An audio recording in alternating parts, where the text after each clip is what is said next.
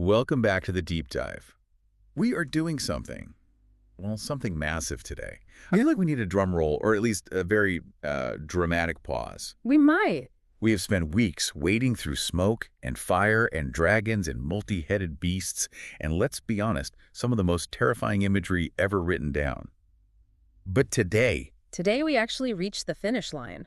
we do. We're at the end. It is the end of the road. Literally, we are looking at excerpts from Rev Trouble 2, which covers the final chapter of the book of Revelation. But really, it's the final chapter of the entire biblical narrative. Oh. It's the period at the end of a very, very long sentence. It's the grand finale. Mhm. And looking at the source material we have here, which includes the raw biblical text alongside this expanded plain sense commentary, the first thing that hits you is the mood shift. Oh, absolutely. It's jarring. You go from the noise of battle and the smoke of Babylon burning to this absolute crystalline silence. It feels like stepping out of a war zone into a cathedral. That's a great way to put it. It is the calm after the storm.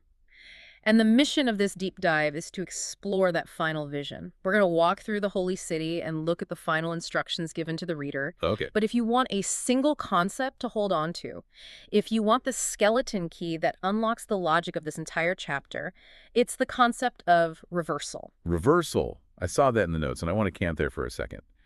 The source makes a pretty bold claim right up front, that this chapter isn't just an ending, it's a mirror. Exactly. To understand Revelation 22, you have to look all the way back to Genesis 3. The very beginning. The very beginning of the Bible. That's where the narrative breaks. Mhm. You have the fall, the entrance of the curse, the introduction of death, and crucially, the expulsion from the garden and the separation from the tree of life. So the narrative arc has been, what, broken?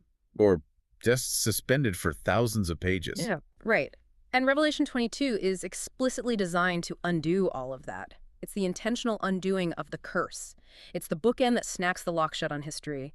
Every single tragedy introduced in Genesis is resolved here. The access that was lost is restored, the curse is lifted. Exactly. I love that structural symmetry. It's incredibly satisfying for anyone who likes a good story structure. Yeah. So let's walk into the scene. The text opens with visuals that are incredibly high definition. We start with a pure river of water of life. And the description isn't just water. No, it's as clear as crystal. And that clarity is theological. It's not just aesthetic. The source emphasizes that clear as crystal symbolizes absolute purity. Think about a city river today. Usually, if a river runs through metropolis, it's murky, it's polluted, industrial. This is the polar opposite. There is no defilement here. And look at the geography. Where does the river even start? It's not a natural spring. It says it's proceeding directly from the throne of God and of the Lamb. Which implies that life itself, this eternal, vibrant life, flows directly from authority, from God. The throne isn't just a seat of judgment anymore. It's the fountain of existence. It's a closed loop of life coming from the Creator to the creation. And flowing right through the middle of this scene, we see an old friend, the tree of life. We haven't seen this thing since the very first chapters of Genesis. It's been a long time coming. And notice the placement. The text says it's in the middle of its street and on either side of the river. Okay, I had to read that twice because the physics seemed tricky. It's in the street and on both sides of the river. Is it a forest? Or is it one massive root system spanning the water? The imagery suggests pervasiveness. It suggests abundance.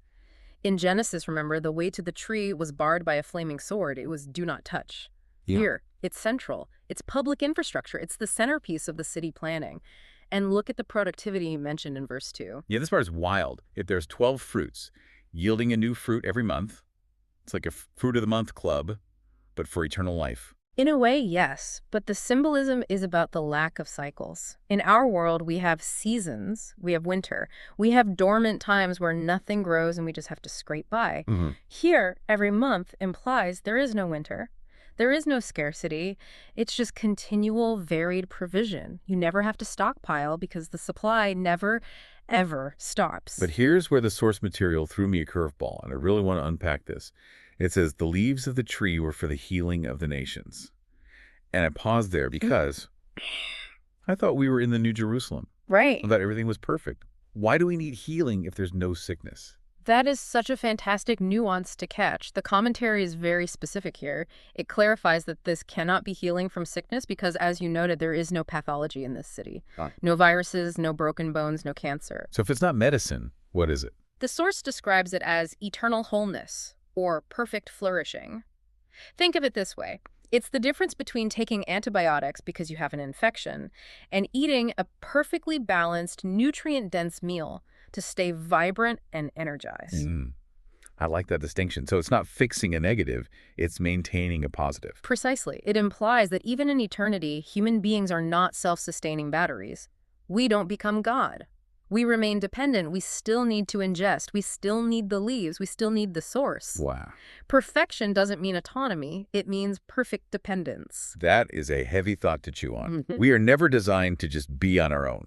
Even in our highest state, we are receivers. Always receivers. And that leads us to verse 3, which is just 5 words, but they act like a pivot for the whole universe. And there shall be no more curse. That is the headline. The source lists the specific reversals right there. Everything from Genesis 3 is gone. No death, no decay, no pain, no relational separation. It is the deletion of entropy. Things don't fall apart anymore. And the lifestyle changes too. It says God's throne is in the city, and his servants shall serve him. I think sometimes pop culture paints heaven as boring, floating on clouds, playing harps, looking vaguely sedated. But serving sounds active. It is active. The commentary describes it as worship, reigning, and joyful employment. You have a role. You have a purpose. But the biggest perk isn't the job description. It's the access. Verse 4 says, they shall see his face. The source calls that the beatific vision. Right. And to understand the weight of that, you have to remember your Old Testament. Throughout the Bible, can you see God's face? No. If you see his face, you die. It's too much. It's like standing on the surface of the sun. Yeah. Moses asked to see God's glory, and God basically said, you can't handle it. Exactly.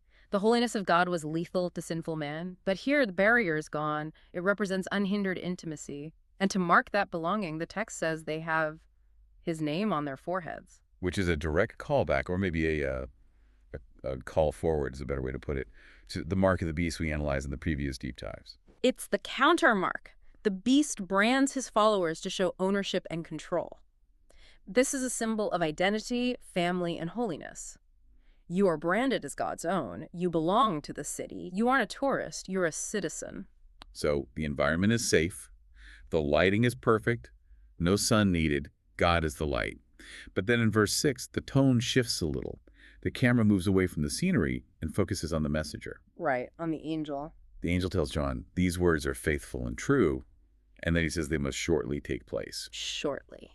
That word has caused a lot of arguments for 2,000 years. Because, let's be honest, it's been a while. If I tell my boss I'll be there shortly, and I show up 2,000 years later, I'm getting fired. Fair point. The source notes that shortly, in the Greek context here, implies imminent and unstoppable. It's less about a stopwatch counting down seconds, and more about the nature of the event. So it's not soon, but more like suddenly. Exactly. It means that there are no more interim steps. When it starts, it happens suddenly. It's next on the program. It's hovering right over history, ready to drop. Well, the message certainly overwhelms John.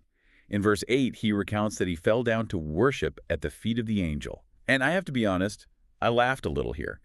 Because didn't he just do this? You did, chapter 19. And he got yelled at then, too. Uh-huh. You'd think by the second time he'd remember, right, don't worship the glowing guy.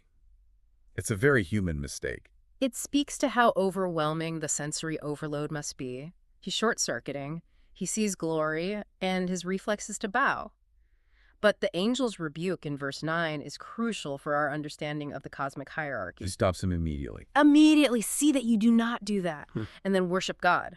The angel calls himself a fellow servant. The commentary points out that this implies equality in service. Not that humans and angels are the same species, but they are on the same team. Right. Angels reject worship. If a spiritual being accepts your worship, that's a massive red flag. That's the wrong team. So John gets dusted off, stood up, and then he gets an instruction that is the complete opposite of what the prophet Daniel was told. Yes. This is a key contrast the source brings up. Daniel was told to seal up his book. Keep it secret. John is told, do not seal the words of the prophecy. Because of the timing. Daniel was looking forward to a distant future. But Revelation is presented as the final unveiling. The source says, the time is at hand. The book must stay open. It's not a secret code for a future generation anymore. It's an open letter to the present. Then we hit verse 11. And I'll be honest, this is one of those chilling verses in the whole book to me. It says, he who is unjust, let him be unjust still. He who is holy, let him be holy still. It sounds so It is. like a door slamming shut. It is a challenging concept. The source describes this as the fixed state. The interpretation here is that when the end comes, fluidity stops. So no last-minute bargaining. Wait, let me explain. That's the implication. We live in a world of fluidity right now. You can change your mind, change your behavior, change your allegiance. You can wake up tomorrow and decide to be a different person. But verse 11 suggests a moment where character, what crystallizes? Crystallizes into eternity. That's a perfect word for it. If you are unjust, you remain unjust forever. If you are holy, you are fixed in holiness. Yeah. It's like wet cement drying. As long as it's wet, you can mold it. But once it sets, the shape is permanent. That adds a massive amount of urgency to the present moment. It means we're essentially practicing now for who we will be forever. We aren't just killing time, we're hardening our cement. Exactly. And to reinforce that urgency, Jesus speaks up in verse 12, "Behold, I am coming quickly," and he's bringing rewards. The source makes a distinction here about the rewards. It says they are according to his work. Is this about earning salvation? Because I thought salvation was a gift. It is a gift, and the source is careful there. Salvation is the entry ticket. That's grace. The reward is about service. It's about what you did with what you were given. It's distinct from just getting into the city. It's about your capacity to reign within it. And then we have the sorting. The source outlines a clear division in verses 14 through 16. The insiders versus the outsiders. Let's look at the insiders first. It's the final beatitude, the final blessing of the Bible. Blessed are those who do his commandments. And the privilege is the right to the tree of life. Notice the phrasing, right to the tree. It implies legal standing. They have a passport. The source notes that obedience here isn't the payment for the passport, but the proof of it. It's the evidence of their identity. But then, the outsiders. Verse 15 doesn't pull any punches. It says, but outside are dogs and sorcerers and sexually immoral and murderers and idolaters and whoever loves and practices a lie. It's a harsh list, and we need to clarify the term dogs here immediately. Yeah, my golden retriever would like a word. He's a good boy. It's definitely not talking about pets. In the ancient Near Eastern context, dogs were scavengers. They were wild, impure, malicious, predatory animals roaming the streets. It's a metaphor for those who are predatory or impure in character. The source defines outside as excluded forever. Right. It refers to those who are dominated by their sins. But notice the end of that list. Whoever loves and practices a lie. It implies a preference. They aren't locked out against their will. They loved the lie more than the truth. They got what they wanted. In a way, yes, a stark contrast to the people inside who have the name of truth on their foreheads. Jesus then validates all of this in verse 16. He identifies himself with two really interesting titles, the root and the offspring of David. This is a theological goldmine compressed into a few words. Think about a tree. The root is the source, right? It comes before the tree. The offspring is the fruit or the branch. It comes after. So he's saying he is David's ancestor and his descendant. That sounds like a time travel paradox. I am my own grandfather. It is a paradox, but it's the core of Christian theology. As God, he is the root, the creator of David. He predates him. As man, he is the offspring born into David's line. Fully God and fully man. Yes, it validates his right to the throne of Israel and the throne of heaven simultaneously. And then he calls himself the bright and morning star. Which is the signal that the night is over. It's a dawn. It's a title of hope. The darkest part of the night is just before the dawn, and he is the morning star. Which leads perfectly into the invitation. Despite all that talk about fixed destinies and people being locked outside, verse 17 feels like the doors are being thrown wide open one last time. It is the threefold invitation. You have the Spirit saying, come. You have the bride, the church, saying, come. And then a command to the listener. Let him who hears say, come. It's like a chain reaction. The Spirit starts it, the church echoes it, and then the listener joins in. It is. And the offer is incredible. Whoever desires, let him take the water of life freely. Really? That is the key word. The source emphasizes this tension. We just talked about the fixed state and the outsiders, which sounds exclusive, but here the target is whoever desires. If you are thirsty, the water is free. There's no cost. Because the cost was paid by the one on the throne. It's beautiful. It shows that the exclusion isn't because God is stingy, it's because people aren't thirsty for what he's offering. Exactly. But Revelation wouldn't be Revelation without a scary warning to close things out. Verses 18 and 19. It reads like a copyright warning from the divine. It's a strict warning against tampering. It's protecting the integrity of the data. There are two parts. First, against adding. If anyone adds to these things, God will add to him the plagues written in this book. So, no fan fiction, No adding your own spin or claiming you have a new secret chapter. No, and the second part is against taking away. If anyone takes away from the words, God shall take away his part from the book of life, from the holy city. Wow. The source says this implies that removing scripture equates to removing oneself from life. It shows the sanctity of the message. This isn't just a collection of good ideas or moral advice where you can take what you like and leave the rest. It's a divine decree. You don't edit a king's decree with a red pen without facing consequences. It's about submission to the text as it is given. Right. That brings us to the very end, verse 20. Jesus says, "Surely I am coming quickly," and John responds with what might be the most famous prayer in the early church. Amen. Even so, come, Lord Jesus. It feels different than the rest of the book. It's not a theological statement, it's a cry. It's the heart of the believer. After all the visions, all the judgments, the beasts, the crystal rivers, and the golden streets, the heart of the matter isn't the stuff, it's the person. The book ends with a longing for presence. The bride doesn't just want the wedding ring, she wants the groom. She wants the groom. Come, Lord Jesus. And the very last word, verse 21. The grace of our Lord Jesus Christ be with you all. Amen. Grace. Think about that. The book of judgment, the book of apocalypse, the book of fire ends with the word grace. It suggests that despite everything, the rebellion, the plagues, God's final posture toward his people is favor. So what does this all mean for us? We've walked through the river, the tree, the warnings, and the invitation. If we synthesize this, there's profound tension here that we need to sit with. On one hand, you have this incredibly open, free offer. Whoever desires, take the water of life freely. It's accessible, it's gracious. But on the other hand, you have verse 11, the fixed state. Exactly. The offer is free, but the time to accept it is limited. There comes a moment where character crystallizes into eternity, where unjust becomes unjust forever. It tells us that what we do now, who we are becoming today, matters infinitely. It matters infinitely. We aren't just killing time. We are shaping our eternal selves. Precisely. Yeah. Before we go, I want to leave our listener with something to chew on, something that really stuck out to me in the source material regarding that tree of life. We talked about the leaves of the tree being for healing or maintenance in a world with no sickness. Yes.